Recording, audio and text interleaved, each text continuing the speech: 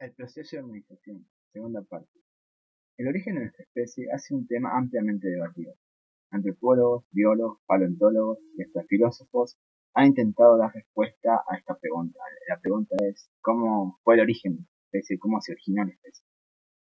La pregunta de dónde venimos, qué somos, qué nos hace humanos, hacia dónde vamos, hacia dónde nos dirigimos como especie, ha intrigado a los grandes pensadores, filósofos y científicos durante mucho tiempo. De hecho, estas preguntas también han constituido parte de la constante actitud de reflexión humana. Pensando en la reflexión humana, tenemos una imagen de una escultura de Auguste Rodin en 1904 llamada El Pensador. Esta escultura de alguna forma u otra busca representar esta actitud de reflexión que el humano tiene, que nosotros tenemos ante ciertas preguntas que intentamos comprender. Por otra parte, podemos decir que diversas religiones, a través de sus cosmologías, de sus mitos de origen, han intentado explicar el origen de nuestra especie. La Biblia, el Popol Vuh y el Corán van a describir la creación del hombre según distintas formas. Sin embargo, la evidencia actual nos dice que el ser humano es el resultado de un lento proceso evolutivo.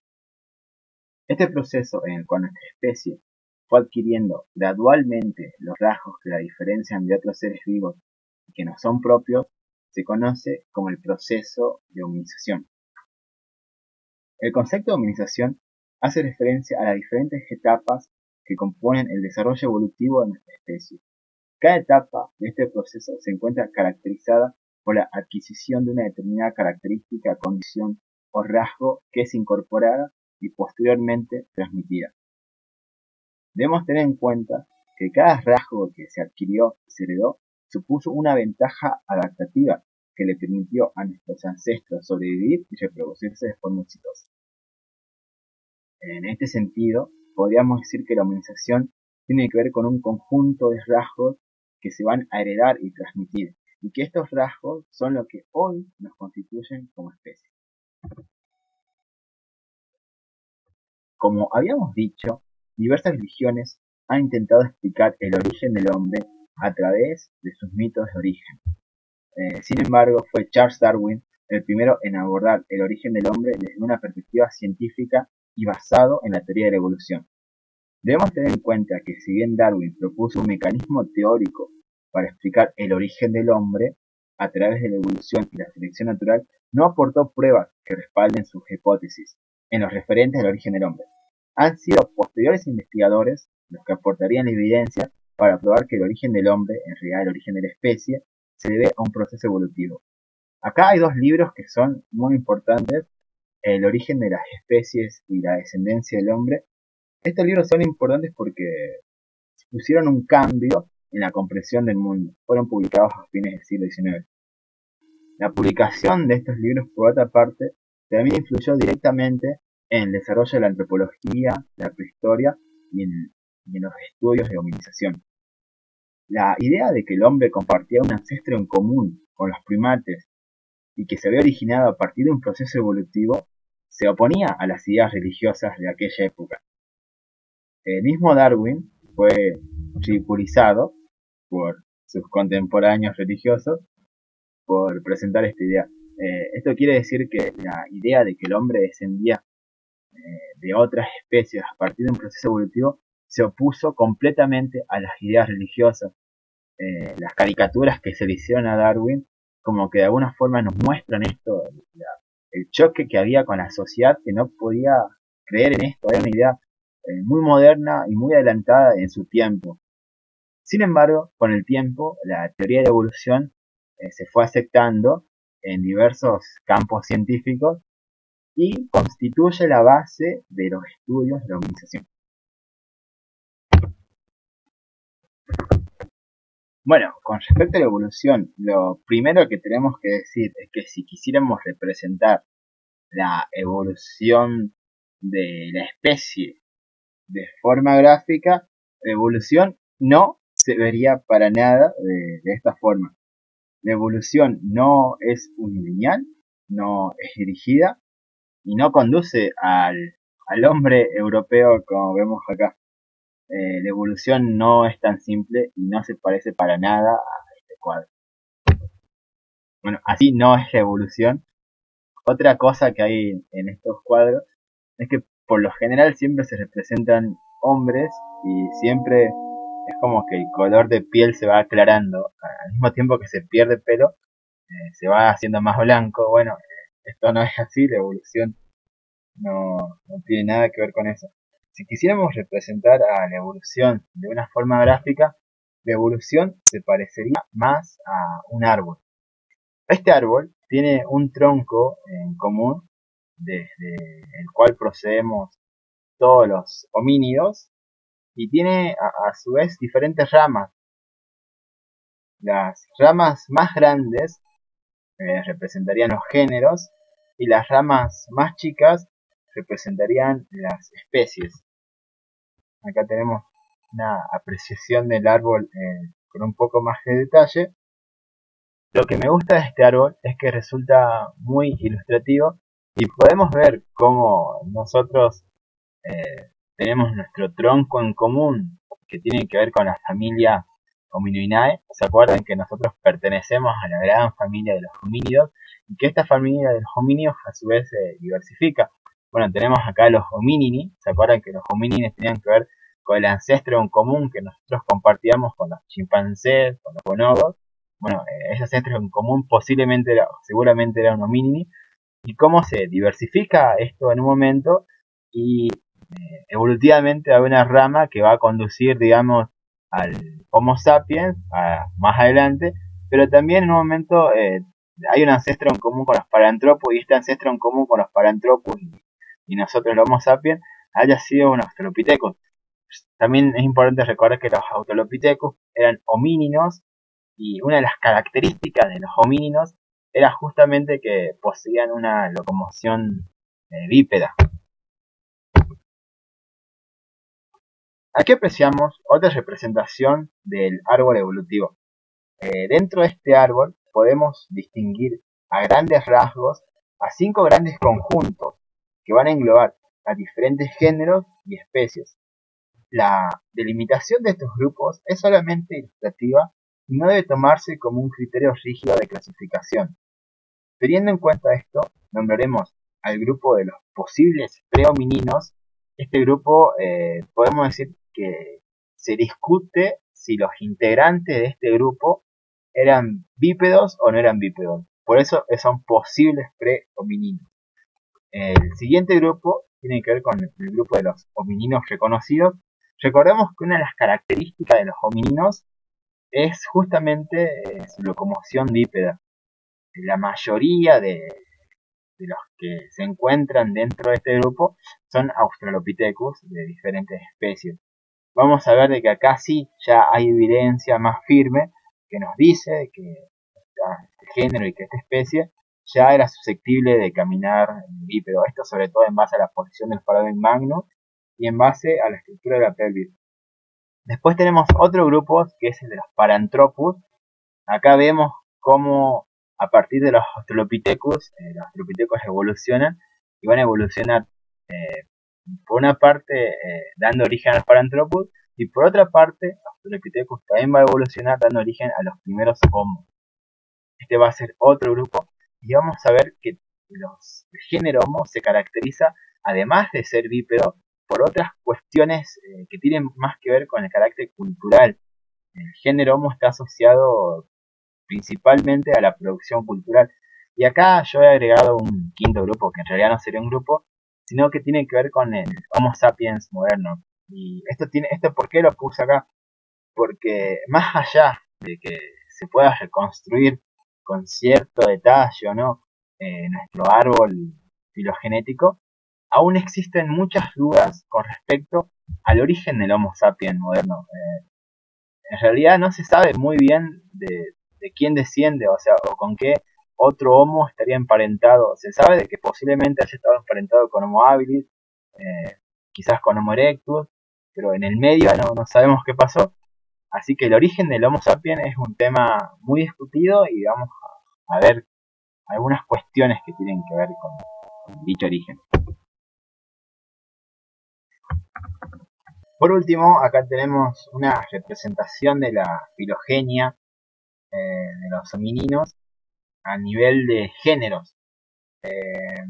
Esta es muy didáctica y espero que al final de este video la puedan comprender.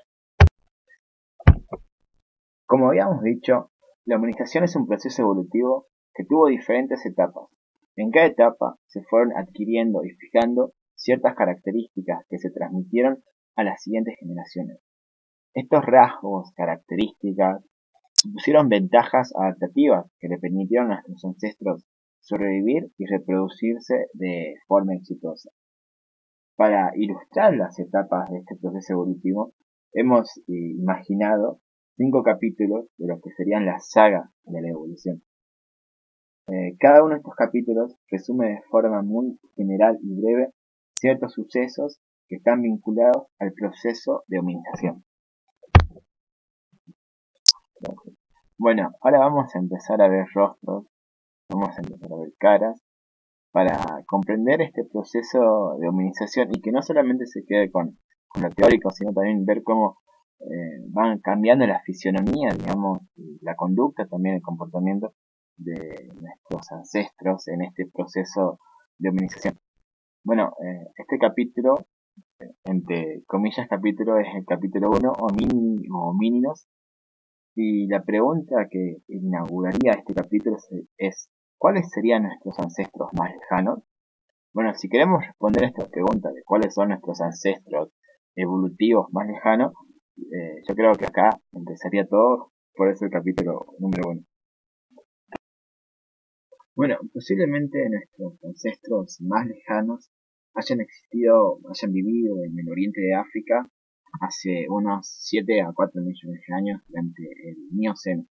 Es importante que recordemos en términos muy generales cuáles son las condiciones climáticas del Mioceno. Recordemos que durante el Mioceno se produjo un aumento de la temperatura a nivel global y este aumento de la temperatura provocó que haya en África bosques tropicales. Es en este medio donde se van a desarrollar los que quizás sean nuestros ancestros más lejanos. ¿Por qué digo posibles o homíninos?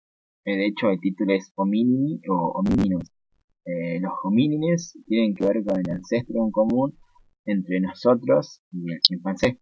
En cambio, los homíninos tienen que ver con nuestro ancestro evolutivo más lejano que era bípedo. La condición que de alguna forma estamos rastreando es el origen del bipedismo.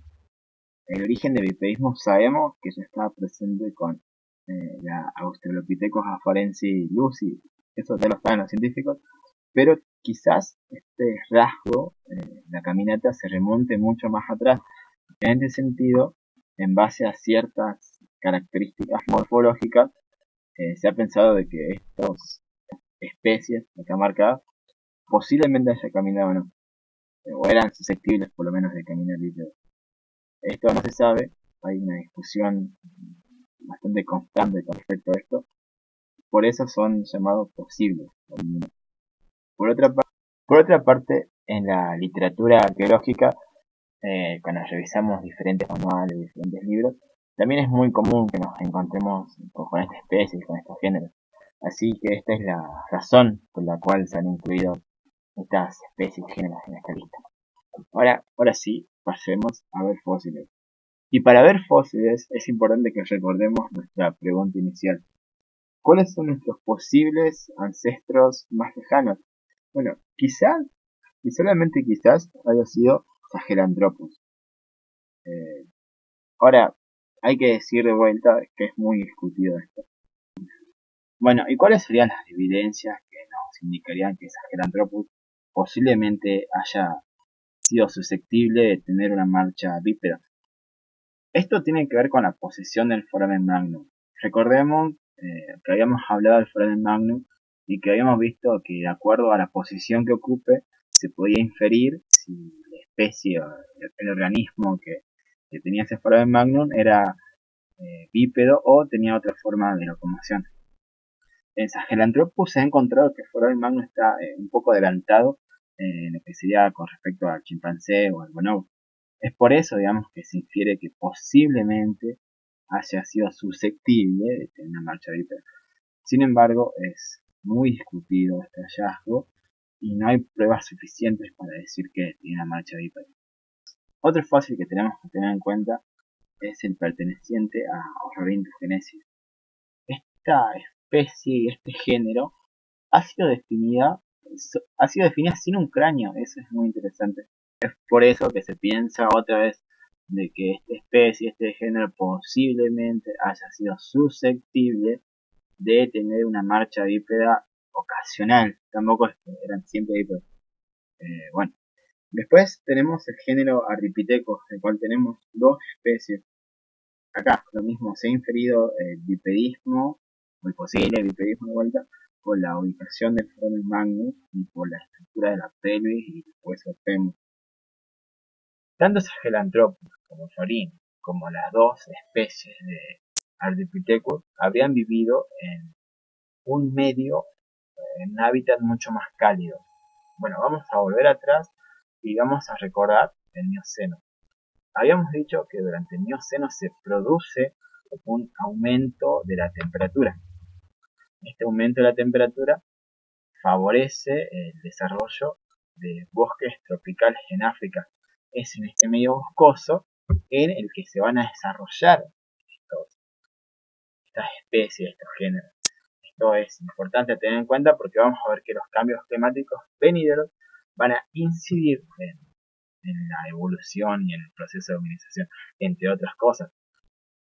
También vale decir que con Ardipithecus se han producido más hallazgos que con respecto a Sahelanthropus o Orrorin. Es por eso que también se han hecho reconstrucciones de lo que sería Ramipithecus. Bueno, acá tenemos una recreación de lo que sería Ramipithecus. Observemos el medio en el que vive, en este medio boscoso del Mioceno. Ahí lo vemos todo trepado en los árboles. Vamos a dar un salto en el tiempo. Y aquí tenemos ya a los primeros homininos definidos como tales. Acá tenemos su ubicación dentro de lo que sería el árbol evolutivo. Acá tenemos los principales sitios y lugares donde aparecen. Principalmente vamos a ver que están distribuidos en África Oriental y también en África Ecuatorial. Con respecto al clima, tenemos que recordar que durante el Mioceno hubo un calentamiento a nivel climático global. Este calentamiento favoreció la proliferación de los bosques tropicales. Acá, bueno, vemos este bosque tropical en África del Mioceno. Posteriormente a este aumento de clima, se produjo un descenso de la temperatura. Este descenso de la temperatura produjo que estos bosques que antes existían durante el Mioceno se retraigan y empezó a aparecer la sabana. Es en este medio de sabana donde se van a desarrollar los primeros homínidos. Tenemos una imagen que me parece muy ilustrativa donde vemos este hominino ya bajándose del árbol y acá vemos el predador, el león, bueno, que se está comiendo, no sé qué es esto, pero bueno, acá otros animales que están huyendo. Bueno, es posiblemente en este medio donde se hayan desarrollado nuestros ancestros bípedos más antiguos. Esto es muy importante. ¿Por qué? Porque en este medio se desarrolló el bipedismo. Y el bipedismo constituyó una ventaja evolutiva. Ahora bien, ¿por qué el bipedismo constituyó una ventaja adaptativa? Bueno, eso es lo que vamos a ver ahora. La primera ventaja que supuso el bipedismo fue la liberación de las manos. Esto le permitió a nuestros ancestros manipular objetos, transportarlos y posteriormente crear herramientas que se van a hacer con el tiempo cada vez más complejas.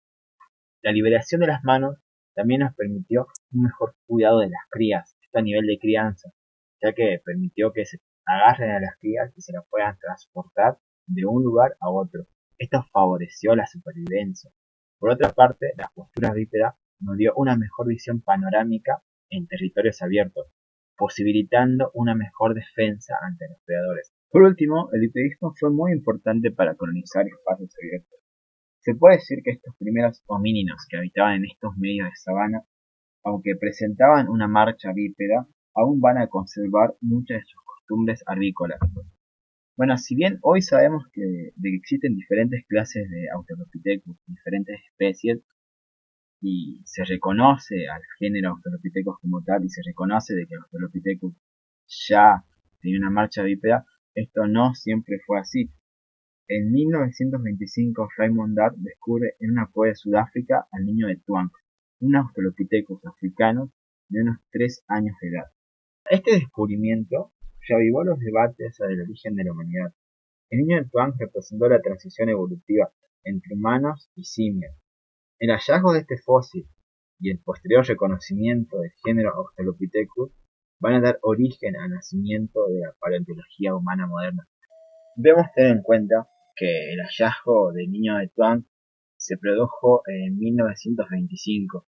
En este momento no había mayor evidencia que solamente el niño de Tuank, no se habían hecho otro descubrimiento.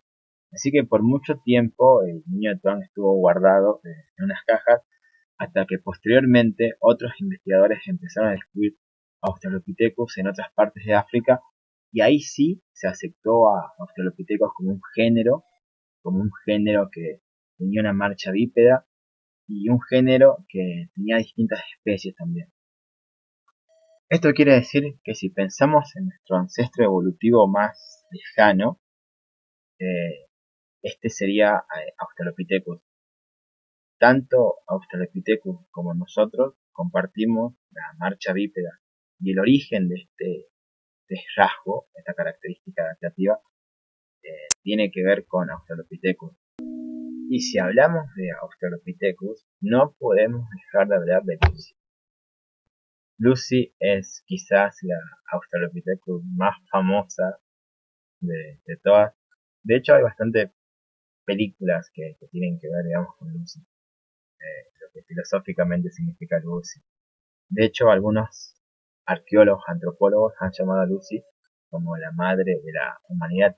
Esta denominación quizás pueda parecer exagerada, pero sin embargo guarda cierta verdad. Se podría decir que el rasgo del bipedismo se remonta hace 3,5 millones de años y que Lucy fue una de las primeras homínidas en caminar erguida.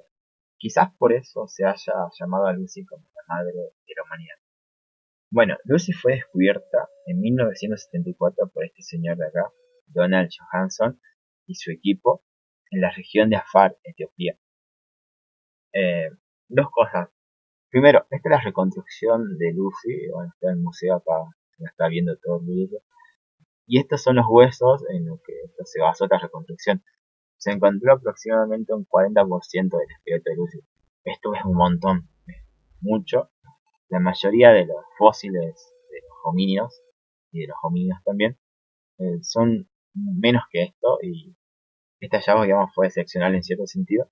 Y en base acá a la estructura de la pelvis de Lucy, recordemos que para inferir el bipedismo teníamos fundamentalmente dos formas. Una, viendo la posición del foramen magnum, y otra, viendo la estructura de la pelvis. Bueno, acá en base a la estructura de la pelvis, se ha inferido de que Lucy era bípeda. Vale recordar que estos primeros homínidos presentaban una marcha bípeda, pero aún conservaban muchas de sus costumbres arvícolas. Se ha publicado un artículo en donde se postula de que la causa de muerte de Lucy fue cayéndose de un árbol. De alguna forma, habla del árbol y de la importancia que tienen los árboles para los Australopithecus, que no habían abandonado del todo este modo de vida en los árboles.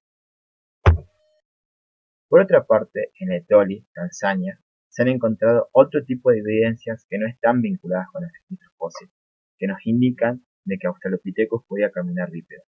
En 1976, Mary Lackey y su equipo descubrieron huellas fosilizadas de homininos. Estas huellas son importantes porque se observa que el dedo gordo del pie está paralelo al resto de los dedos. Esto es un rasgo claramente de homínido.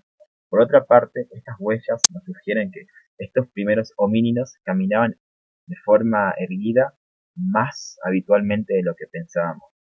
Aquí vemos una reconstrucción de lo que habría sido el momento en donde estarían caminando y donde habrían dejado estas huellas. El yacimiento de Lectori es muy interesante porque también tiene que ver, no solamente hay huellas, digamos, de homínidos, sino también hay huellas de otros animales que se encontraron fosilizadas por procesos taxonómicos que tienen que ver con la erupción de un volcán. La imagen es sumamente ilustrativa. Y vamos a pasar a otra imagen que también es ilustrativa. Bueno, esta es una reconstrucción de Raúl Martín, me gustan mucho sus dibujos, donde vemos estos primeros australopithecus, homínidos ya bípedos, que de una forma salen de los árboles y empiezan a caminar bípedos de forma erguida en busca de alimento. Recordemos que todo esto sucede en un hábitat de sabana húmeda. Estos primeros homínidos se desarrollan en este ambiente. Y también recordemos que esto sucede durante el Plioceno. Ahora vamos a dar un salto en el tiempo y vamos a los inicios del Pleistoceno. Y durante esta época se van a producir otros procesos y que están vinculados con la evolución de Australopithecus. Bueno, y hemos llegado al capítulo número 3, un camino divergente. La evolución toma dos caminos evolutivos, ya vamos a ver por qué se llama así. Y en este capítulo nos vamos a abocar principalmente a hablar de los fósiles pertenecientes a Paranthropus. Es importante que tengamos alguna idea del clima durante este momento. En el momento anterior habíamos estado en el Plioceno, ahora damos un salto, estos saltos en tiempo que damos, hacia el Pleistoceno. Hace unos 2,6 millones de años se produce un cambio climático a nivel global que transformó el clima del planeta y que provoca profundas modificaciones en los ecosistemas de África. Debido a la sequía y a las altas temperaturas de este continente, los grandes bosques de África, que se acuerdan que antes había bosques, dieron paso a enormes regiones de sabana. Ahora no solamente hay sabanas, sino que también aparecen zonas desérticas. Es en este momento donde van a surgir, a partir de Australopithecus, dos géneros, Paranthropus y el género Homo. Un dato curioso es saber Paranthropus, de dónde viene la palabra Paranthropus. Paranthropus significa algo así como que el que camina al lado del hombre. De hecho, los Paranthropus, el género Paranthropus, coexistió con el género Homo durante mucho tiempo. Por otra parte, hay que decir que los Paranthropus, ante este cambio climático, se van a adaptar de forma biológica a este nuevo ambiente, a estas nuevas condiciones que hay. Recordemos que en el capítulo número 2 tenemos a los Australopithecus.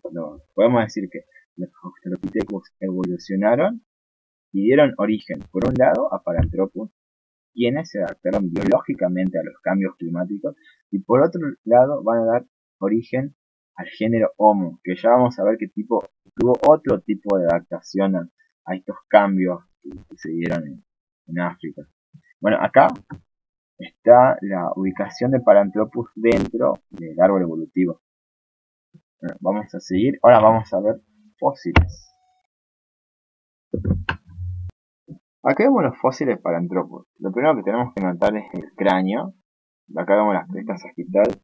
Vemos que tiene un aparato masticatorio importante. Vemos los dientes, las capas de esmalte, que eran muy gruesas. Y Paranthropus habría sido una especie, un género, en realidad, con distintas especies, que se habría adaptado a una dieta basada en vegetales duros.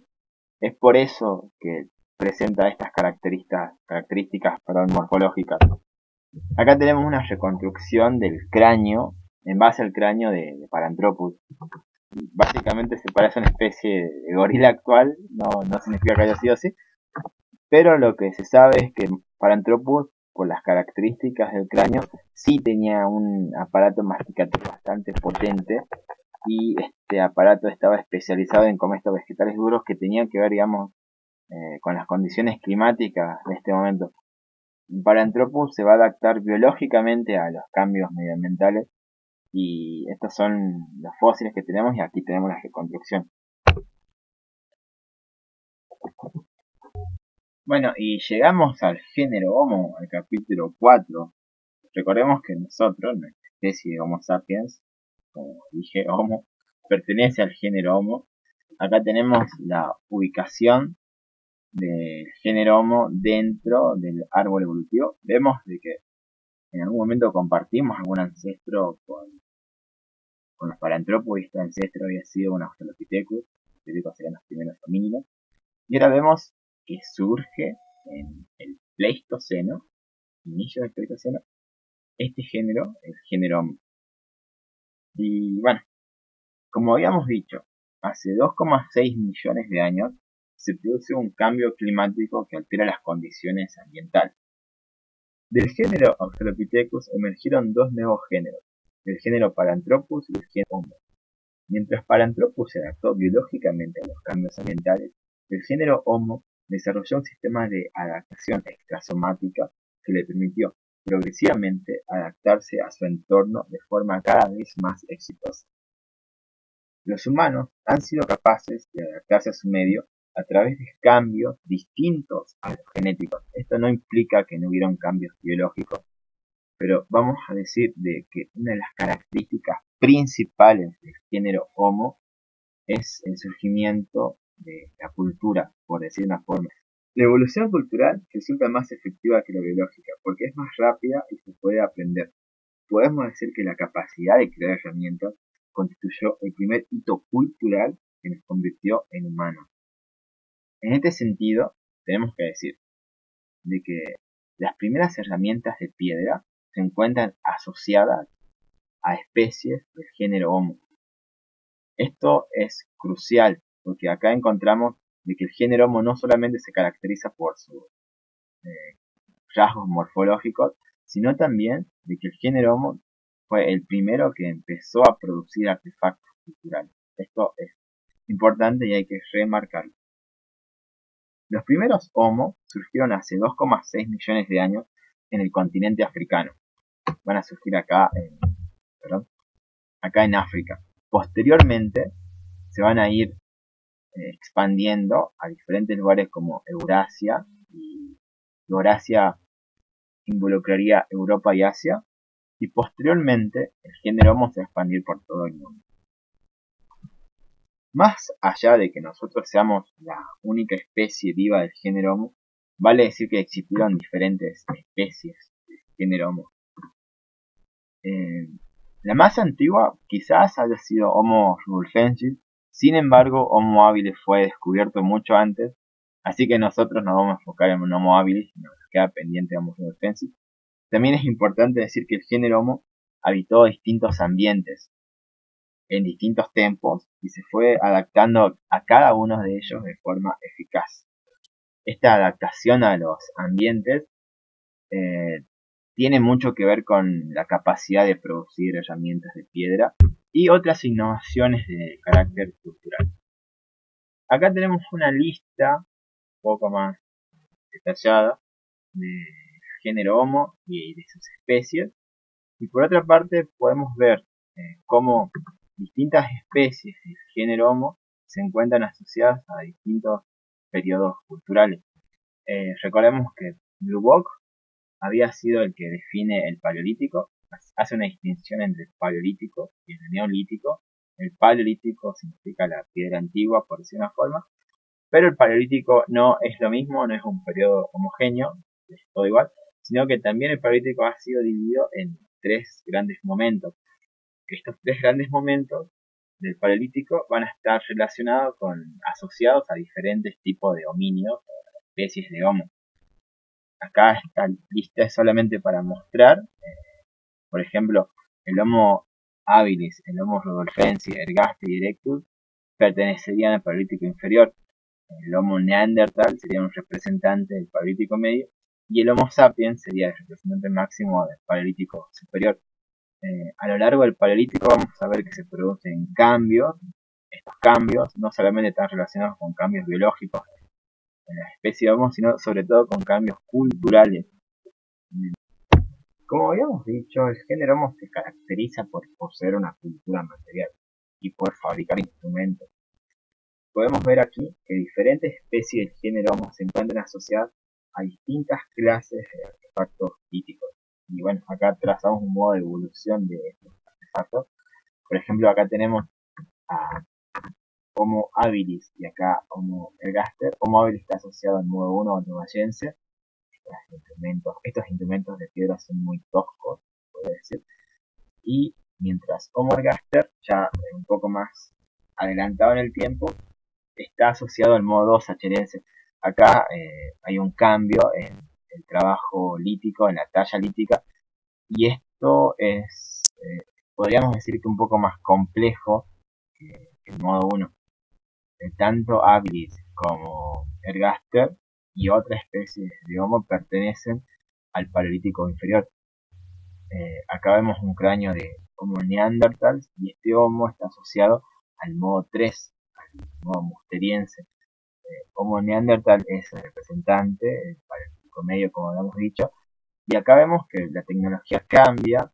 De hecho, la fabricación de estos tipos de instrumentos asociados a Neandertal es muy compleja. Se utiliza técnica de Valois. Ya vamos a ver qué es eso, creo que en otro video.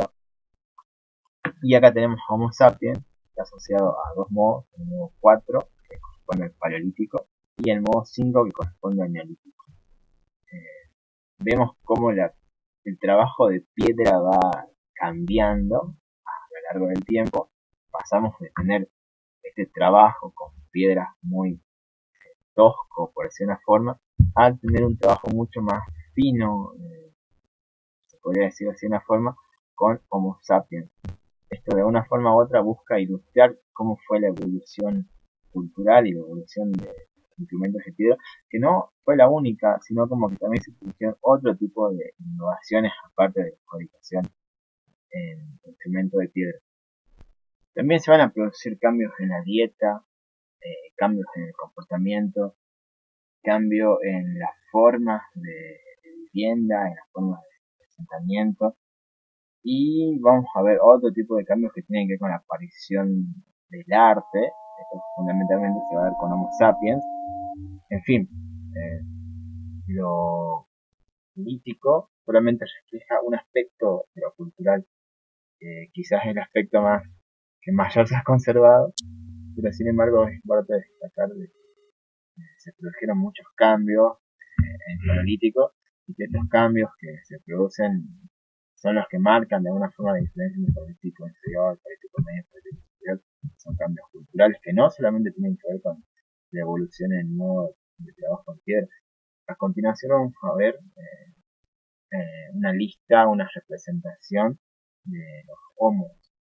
Vamos a empezar con Homo habilis. El Homo habilis fue una de las especies más antiguas del género Homo. Sin embargo, se discute si fue la más antigua.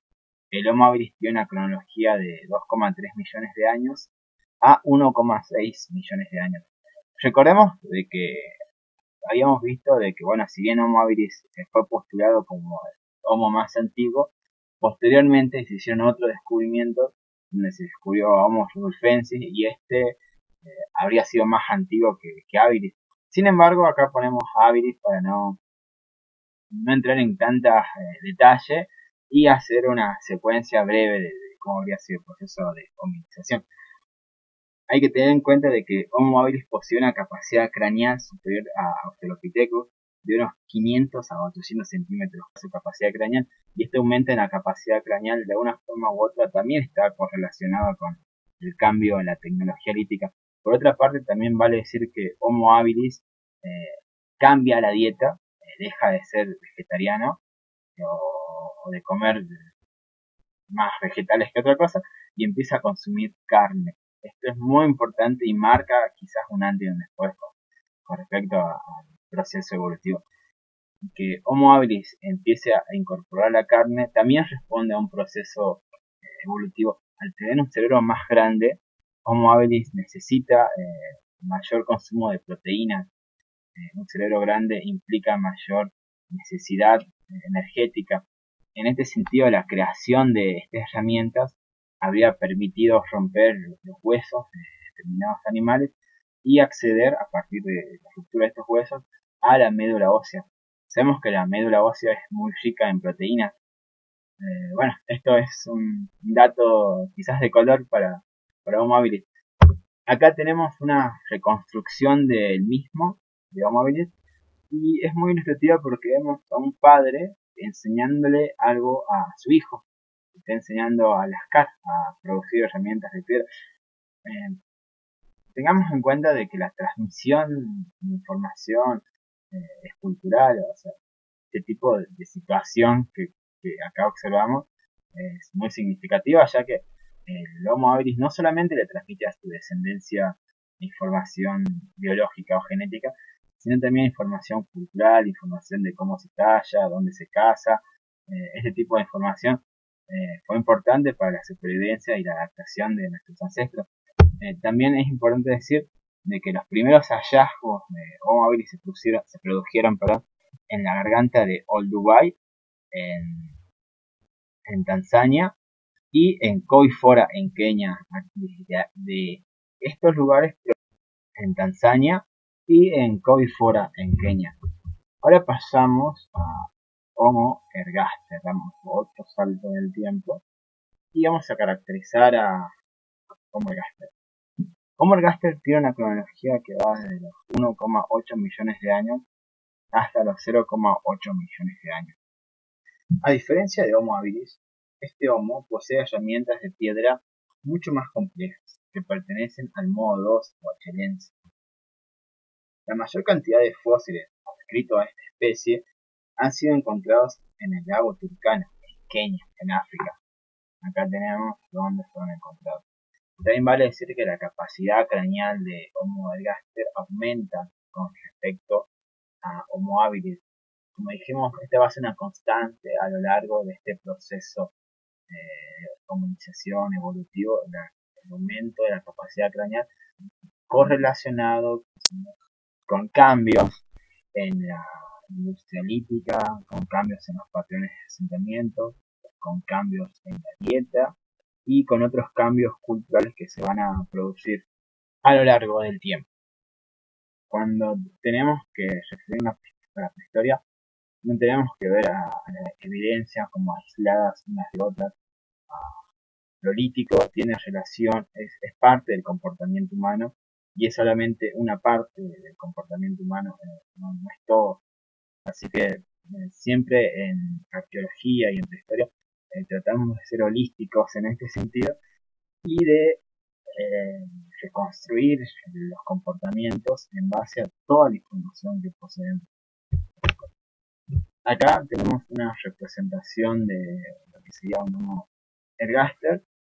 Es importante notar la herramienta que está utilizando para cortar la piel de los animales. Las herramientas del modo 1 nos permitían fundamentalmente machacar los huesos, romper los huesos, acceder a la médula ósea. Este tipo de herramientas tienen más filo y permiten cortar. Bueno, acá vemos otro cambio de tipo tecnológico que tiene una relación con los cambios de la dieta, que tiene una relación con el comportamiento de la especie. También pensemos de que si Homo ergaster ya cazaba, se discute que case, pero si era un cazador, cazar es una actividad que tiene más rendimiento cuando se realiza de forma colectiva. En este sentido, la cooperación entre diferentes individuos habría resultado algo vital para la supervivencia.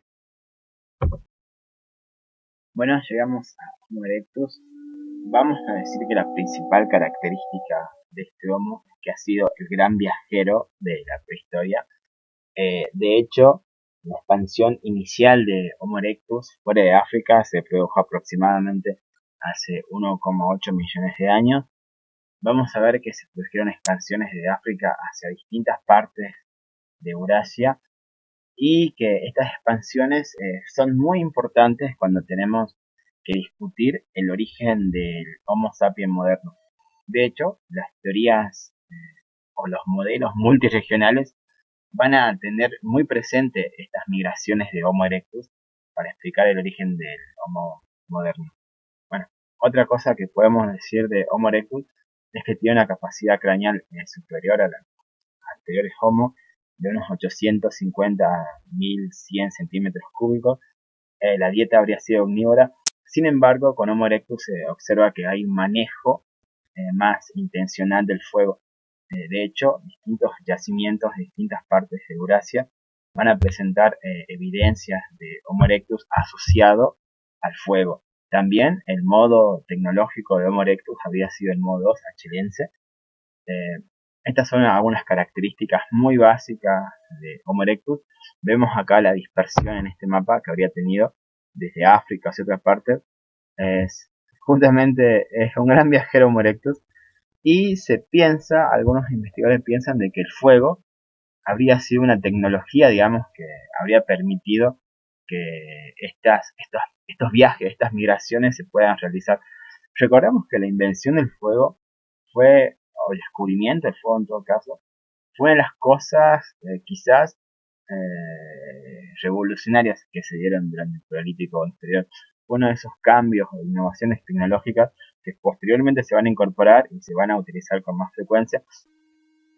También es importante recordar que las migraciones se producen durante el Paleolítico inferior y constituye, junto con el manejo del fuego, dos características importantes para comprender cómo fue el proceso del Paleolítico inferior y el papel que tuvo Homo erectus.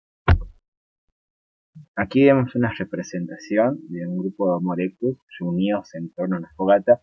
Esta imagen quizás pueda sonarnos, parecernos, recordarnos situaciones similares, y básicamente busca eso. Tenemos el manejo del fuego, tenemos el compartir alimentos dentro de los grupos. Son dos rasgos que son muy importantes en nuestra historia evolutiva, en nuestra historia ancestral, y que hoy se mantienen. Homo antecesor. Este Homo fue descubierto en la Sierra de Atapuerca, en España, en Burgos, y está dentro de lo que sería la península ibérica. Solamente vamos a decir de que Europa puede ser dividida en diferentes regiones, y que cada región de Europa tuvo trayectorias culturales, económicas incluso, que son distintas. La región de la península ibérica es una región que es muy importante en los estudios de prehistoria, ya que es una región que está muy próxima a África. Se piensa que la península ibérica habría sido una posible vía de entrada de las poblaciones de Homo que provenían de África, y que esta entrada desde África hacia Europa se habría producido por el estrecho de Gibraltar. En el estrato TD6 de la Gran Dolina se han descubierto estos restos de Homo antecesor. Es en base a que estos restos fósiles presentaron características que eran completamente distintas a todas las otras especies de Homo, de que se definió como una especie distinta, nueva, diferente a las demás. No se ha encontrado un cráneo total. Sin embargo, se han hecho reconstrucciones del cráneo. Es por eso que no se sabe a ciencia cierta cuál fue su capacidad craneal. La dieta de Homo antecesor posiblemente haya sido omnívora. Se han encontrado evidencias de líticos, posiblemente del modo 1, aunque también con esta discusión, asociado a Homo antecesor, y estas herramientas también asociadas con animales que habían ahí, restos faunísticos. También una cosa interesante de Homo antecesor es que cuando se analizaron los huesos, se vio que había marcas de corte en los huesos de Homo antecesor. Esto no que se ha interpretado a estos cortes en los fósiles de Homo antecesor como evidencias de canibalismo. Esto es muy interesante porque si rastreamos el origen del canibalismo de alguna forma, podemos situarlo con Homo antecesor, o podríamos decir que la evidencia más temprana, más antigua, tienen que ver con este Homo. También, otra cosa que hay que decir es que algunos científicos postulan de que Homo antecesor habría sido el ancestro en común entre Neandertal y los Homo sapiens. Vamos a volver con el tema del canibalismo, y también hay que agregar de que estos huesos de Homo antecesor que estaban con marcas de corte estaban asociados o estaban muy próximos a los huesos de animales que estaban en este yacimiento. Aquí vemos una representación de lo que había sido la Gran Dolina en Atapuerca y lo que habría sido el momento exacto donde se había producido este acto de consumo de otro Homo antecesor. Es muy importante que prestemos atención al piso de la ocupación. Vemos el resto de un cráneo, posiblemente de otro Homo antecesor. Vemos huesos, quizás de animales. Vemos un individuo en pleno proceso de talla lítica. Esto es muy importante porque nos da una idea de cómo se genera el estrato arqueológico y cómo se genera la depositación de los materiales. Sin embargo, debemos tener en cuenta los procesos taxonómicos. Bueno, esta representación es muy ilustrativa y se refiere a Homo antecesor, pero ahora vamos a pasar a otra especie de Homo que es diferente a todas las que venimos viendo. Tengamos en cuenta que todos los Homos que venimos viendo hasta ahora pertenecen al Paleolítico inferior. El siguiente Homo ya no pertenece al Paleolítico inferior, sino que pertenece al Paleolítico medio. De hecho, es el máximo representante, por decir de una forma, del Paleolítico medio. También vale destacar de que existe más información de Homo neanderthals que de Homo antecesor y de los anteriores Homo. A medida que nos vamos más atrás en el tiempo, menos información existe. Y mientras más nos acercamos al presente hay más cúmulo de información un poco más grande. Con respecto a Neandertal se sabe bastante, sin embargo hay muchas dudas y muchas incógnitas todavía que resolver. Homo neanderthalensis. Este Homo tiene una cronología que va aproximadamente desde los 230.000 años hasta los 28.000 años antes del presente. Posee una capacidad craneal incluso superior a la de Homo sapiens. Se sabe de que Homo neanderthal ya maneja de forma mucho más intensa el fuego, se habla de que él produce una verdadera domesticación del fuego, y también se ve de que hay un aumento en el consumo de carne. Algunos estudios, en base a análisis isotópicos, han visto de que el consumo de carne de Neandertal era muy similar al de un carnívoro. Es muy interesante. También es importante que tengamos en cuenta el contexto ambiental durante el cual Homo neanderthalensis vivió. Es en un contexto mucho más frío. De hecho, muchos de los rasgos morfológicos que presenta Neandertal posiblemente hayan sido una adaptación a este clima más frío. Por otra parte, cuando hablamos de lo cultural, podemos decir que Neandertal está asociado al modo 3 o al musteriense. El musteriense está relacionado con una técnica que es la técnica de Levallois. Vamos a decir simplemente que los instrumentos líticos pertenecientes y asociados al Neandertal y al musteriense son más complejos que los anteriores. De hecho, desde el punto de vista de la cadena operativa, se han estudiado a estos conjuntos líticos y se ha obtenido mucha información. Una cosa interesante es que esta técnica de Valois, la fabricación de estos tipos de herramientas, involucra una previsualización previa de lo que se desea obtener. Esto cognitivamente es muy complejo y nos habla un poco de la capacidad de Neandertal. Homo neanderthal se encontraba distribuido por Próximo Oriente, Oriente Medio y Asia Central. Como habíamos dicho, en Neandertal se detectan cerebros más grandes, con una capacidad craneal que es superior a la del hombre actual, del hombre y la mujer actual. Acá tenemos los cráneos y una comparación de los mismos y vemos cómo el cráneo de Neandertal es poco más grande que el del Homo sapiens. Y también es importante decir que se discute la posibilidad de un lenguaje en Neandertal. Esto en base a dos cosas. En base al hallazgo del hueso de las hioides, este hueso que está acá, se encontró en sitio Quevara 2, y en base al hallazgo del gen FOXP2. Este se encontró en la cueva de Sidrón, en Asturias, España. Los Neandertals eran grupos sumamente móviles que también habían incrementado su consumo de carne y logrado un manejo de fuego a otro nivel. Esto también lo habíamos dicho. También se puede decir que los Neandertal enterraban a sus muertos, utilizaban adornos y que posiblemente hayan realizado arte rupestre. Esto no quiere decir que de alguna forma esta capacidad de simbolización, esta capacidad artística, no es algo exclusivamente de Homo sapiens, sino que quizás ya Neandertal tenía esta capacidad de simbolización, de comunicación a través de los adornos, de los símbolos. Sin embargo, esto está muy discutido. Acá tenemos una representación de lo que sería Homo neanderthal, esta proviene del Museo de Neandertal. Vemos que es muy parecido a un hombre actual. Es para mostrar un poco y decir de que si habría un Neandertal, este pasaría sin problemas enfrente nuestro. Y no nos daríamos cuenta de que pertenece a una especie completamente distinta. Mientras esto sucedía en Europa, en Medio Oriente y en Asia, debemos decir que el proceso evolutivo continuó en África. Y es a África donde vamos a volver, porque en África es donde aparece el Homo sapiens. Homo sapiens, y al fin hemos llegado a Homo sapiens. Todo este extenso video ha concluido, tiene como síntesis Homo sapiens. Tenemos en cuenta de que en el proceso de hominización habíamos visto dónde se origina el rasgo del bipedismo. Este se originó ya con Australopithecus, bueno, Homo sapiens bípedos. Habíamos visto dónde se origina el rasgo de la fabricación de instrumentos líticos que se había originado con Homo habilis, con el género Homo sapiens, la fábrica de instrumentos.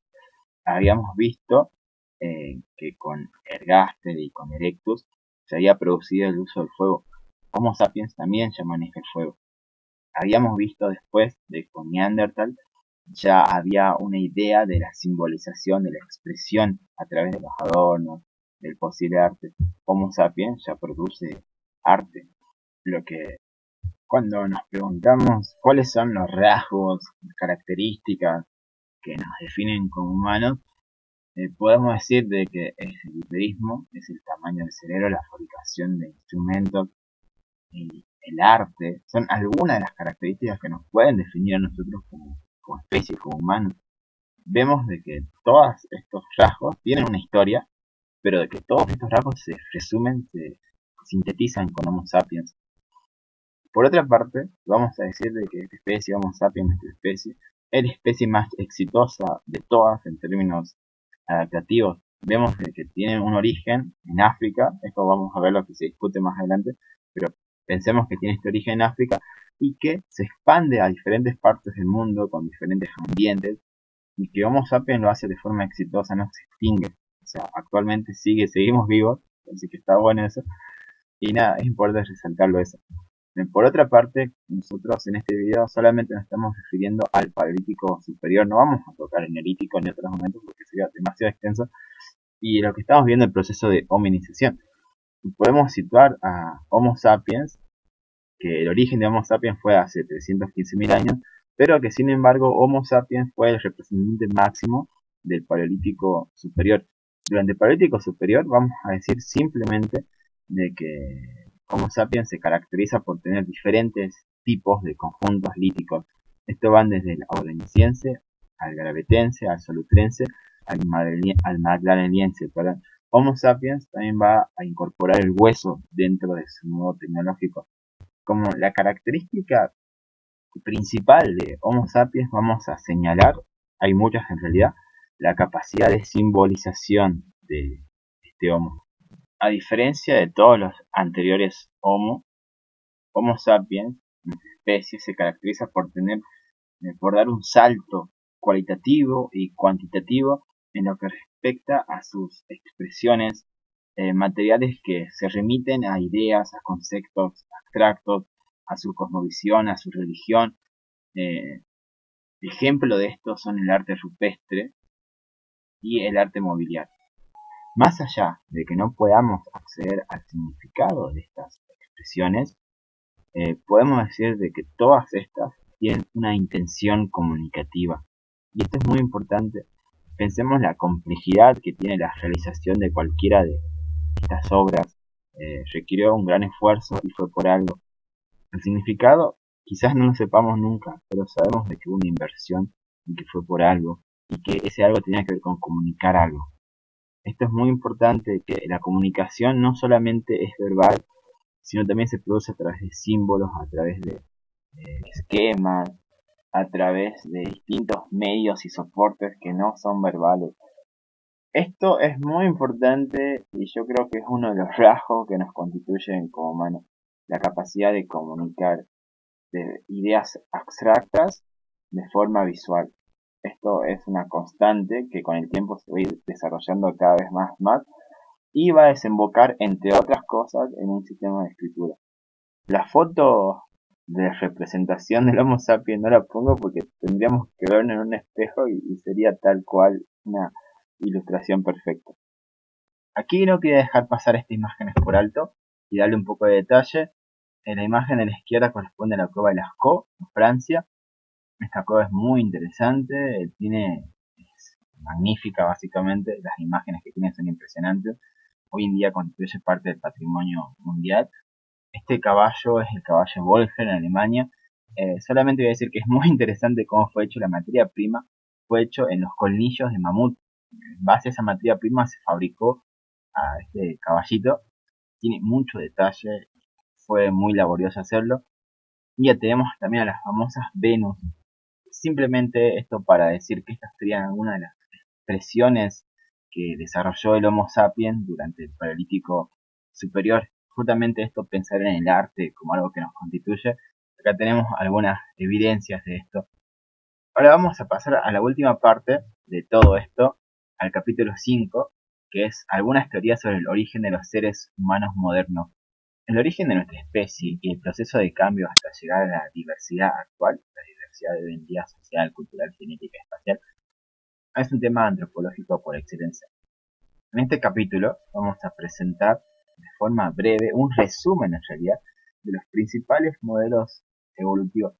Vale decir que existe mucha discusión sobre cómo se origina el Homo sapiens moderno.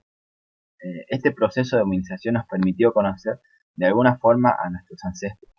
Pero sin embargo, cuando vamos a hilar más fino, cuando vamos a ver en más detalle las relaciones genéticas del Homo sapiens, vamos a decir que existen muchos vacíos y que en realidad no sabemos muy bien de dónde venimos. O sea, no podemos reconstruir este árbol evolutivo al 100% y que nos faltan muchas partes. En este sentido, vamos a destacar los dos principales modelos que se proponen para explicar el origen del Homo sapiens moderno. Bueno, por una parte tenemos los modelos multiregionales. Estos proponen de que hace 1 millón de años, o en realidad un poco más, mucho más, el Homo erectus se habría dispersado desde África hacia Eurasia y que el Homo erectus habría evolucionado progresiva, regional y continuamente hasta dar origen a Homo sapiens. De esta manera, el flujo genético llegó a todas las poblaciones en diferentes regiones y casi sincrónicamente hacia los humanos modernos.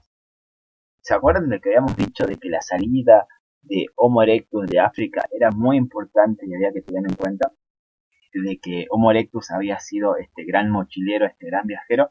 Bueno, era justamente que habíamos resaltado esto porque habían modelos que proponen de que el origen de Homo sapiens habría sido multiregional, se habría dado de forma independiente en diferentes partes. Este es un modelo, tiene ciertas pruebas a favor, tiene ciertas pruebas en contra. No, no hay nada concretamente 100% sólido para apoyarlo, pero tampoco tenemos suficientes pruebas para descartarlo. Es un modelo muy interesante y es la principal diferencia con el siguiente modelo es que propone que el origen de los seres humanos modernos no habría sido de forma exclusiva en África, sino que se habría dado en distintas partes de forma casi sincrónica. El otro modelo que tenemos que hablar son los modelos de reemplazo, o que también son conocidos como los modelos fuera de África. Estos modelos fundamentalmente sugieren que las poblaciones anatómicamente modernas se originaron en África en algún momento hace 140.000, 200.000 años antes del presente y se dispersaron fuera de este continente hacia el 100.000, reemplazando por completo a las poblaciones existentes. En las últimas décadas se han generado variaciones de este modelo. En sí, para los dos grandes modelos existen diferentes variaciones que no vamos a tocar porque son demasiado complejas para este video, pero de que hay que nombrarlas. Fundamentalmente los modelos fuera de África o modelos de reemplazo sugieren esto. En África se originaron las poblaciones de Homo sapiens modernos y con el tiempo se van dispersando por diferentes partes del mundo y reemplazando o hibridizándose con las poblaciones existentes. Para concluir, estos son los modelos de origen del Homo sapiens actual. Y con esto damos por fin concluido este video. Chao, chao.